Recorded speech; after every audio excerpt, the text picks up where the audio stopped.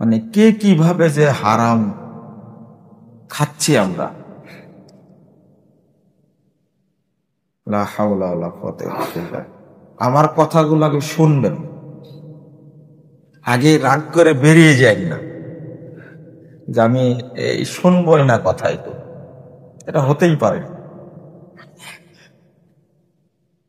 একজন নামাজি মানুষ, মুসল্লি, হারাম খাওয়ার কথা না, কিন্তু একটা সূক্ষ্ম হারাম, একেবারে সূক্ষ্ম, যে চিন্তাও করে না। কোন বেনামাজি মুরতাদ ব্যক্তি যদি জবেহে করে, ওই ব্যক্তির দোকান থেকে গোশত কিনে নিয়ে এসে খাচ্ছে, এটা হালাল না হারাম? মানে বেনামাজির জবে করা কিছু খাওয়া যাবে না। কেন? ও যদি তাজা জিনিসও জবে করে তো অটো ওটা মৃত হয়ে যায়। কি হয়ে যায়? মৃত। কারণ আর মৃত জিনিস খাওয়া হালাল না হারাম? কারণ মুরতাদ ব্যক্তি জবে করার কারণে ওইটা হারাম হয়ে গেছে। এতটুকু মনে হয় আমরা কেউ ভাবিনি, তাই না? এতটুকু ভাবিনি যে হয়তো খাওয়া যাবে না, গুনাহ হতে পারে, কিন্তু বস্তুটাই যে হারাম এটা মনে ভাবিনি, তাই না? এমনকি ইমাম ইবনে উসাইমিন রাহিমাহুল্লাহ যিনি বলছেন, না ফ্যান লাগবে না, তিনি বলছেন যে ইহুদি খ্রিস্টানদের জবে করা পশুর গোশত খাওয়া যাবে, কিন্তু কারণ ইহুদি খ্রিস্টানরা মুরতাদ না, কিন্তু মুরতাদ না। আর মুসলিম নামাজ পড়ে না, এই জন্য সে কি মুরতাদ, এবং তার জবে করা গোশতটা অপবিত্র হয়ে যায়। নাউযুবিল্লাহ, আস্তাগফিরুল্লাহ, আস্তাগফিরুল্লাহ। বলেন তো দেখি, কোন মুসল্লি আমরা যারা সালাত পড়ি, এই হারামটা সম্পর্কে কি আমরা কিছু বোঝার চেষ্টা করি? এই কথাই বলেছেন ইমাম ইবনে বাজ রাহিমাহুল্লাহ, হারাম। এই কথাই বলেছেন সৌদি আরবের স্থায়ী ফতোয়া বোর্ডের সদস্যরা। বেনামাজির জবেহ করা প্রাণীর গোশত খাওয়া কি হারাম। হারাম কেন? ওটা হলো মৃত। একটা গরুকে যদি কেউ মানে আঘাত করে মেরে ফেলে, ওটা হালাল না হারাম? হারাম। তো বেনামাজি যখন জবে করছে, এটা জবে হচ্ছে না, ওটা কি হচ্ছে? হত্যা করা হচ্ছে।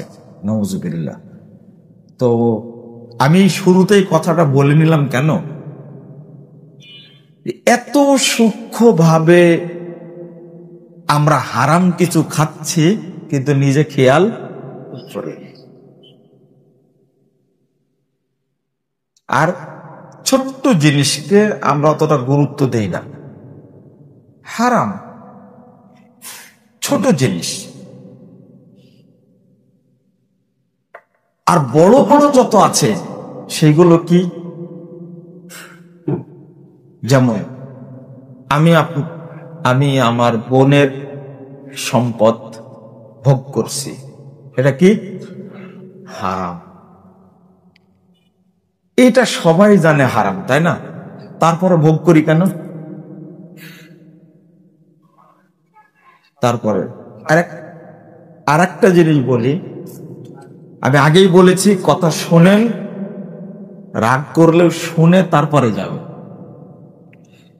সূক্ষ্ম জিনিস একটা, আমরা দোকান ভাড়া দিয়েছি, সিকিউরিটি নিছি, তাই না? একজন ব্যক্তি গত কয়েকদিন আগে প্রশ্ন করেছেন, আমার 5টা দোকান ভাড়া দিয়েছি, প্রতি দোকান থেকে আমি 3 লাখ টাকা সিকিউরিটি নিয়েছি।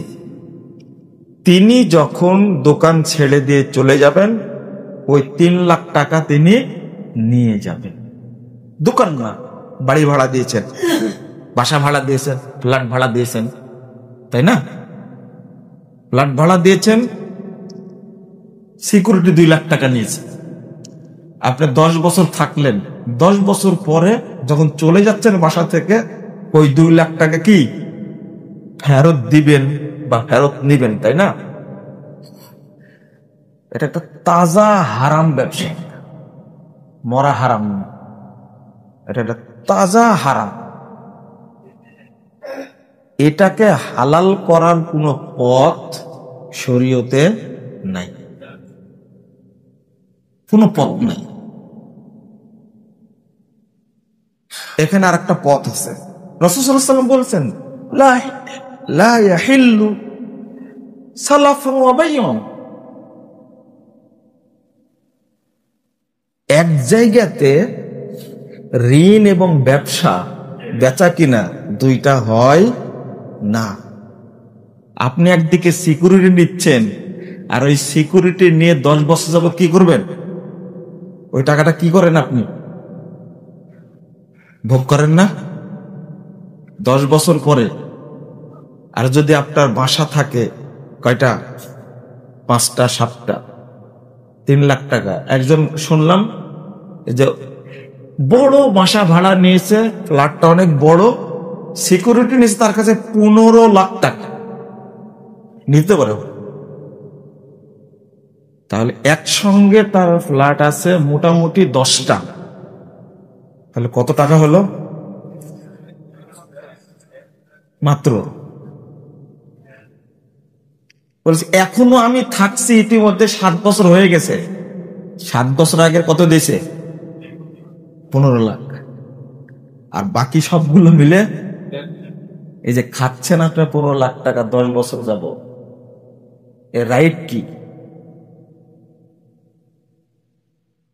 2, এখানে একটা জিনিস শোনেন। 2 নম্বর হলো যে সিকিউরিটি নেওয়ার পরে একটা শর্ত করেছে যে ঠিক আছে 15 লাখ টাকা নিলাম, আপনার প্রতি মাসে ভাড়া কত? 1 লাখ টাকা। ওখান থেকে কমতে থাকবে, ভাড়াটা কি কমে যাবে।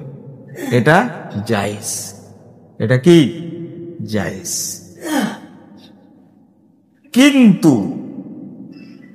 সিকিউরিটি নেওয়ার কারণে এখানে ভাড়ার কমতি করা যাবে না। করলেই সুদ হবে, করলে কি হবে? সুদ হবে। বুঝলেন কি বিষয়টা? সুদ হবে।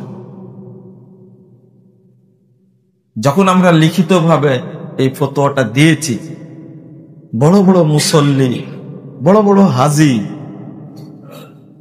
ফোন দিয়ে আমাকে বলছেন যে এত বছর যাবত এগুলো চলছে, কোনোদিন বলেননি কেন? আমি বললাম যে আমরা তো এগুলো করি না, আপনারা এগুলোর সাথে জড়িত, আপনারা জিজ্ঞেস করেননি কেন?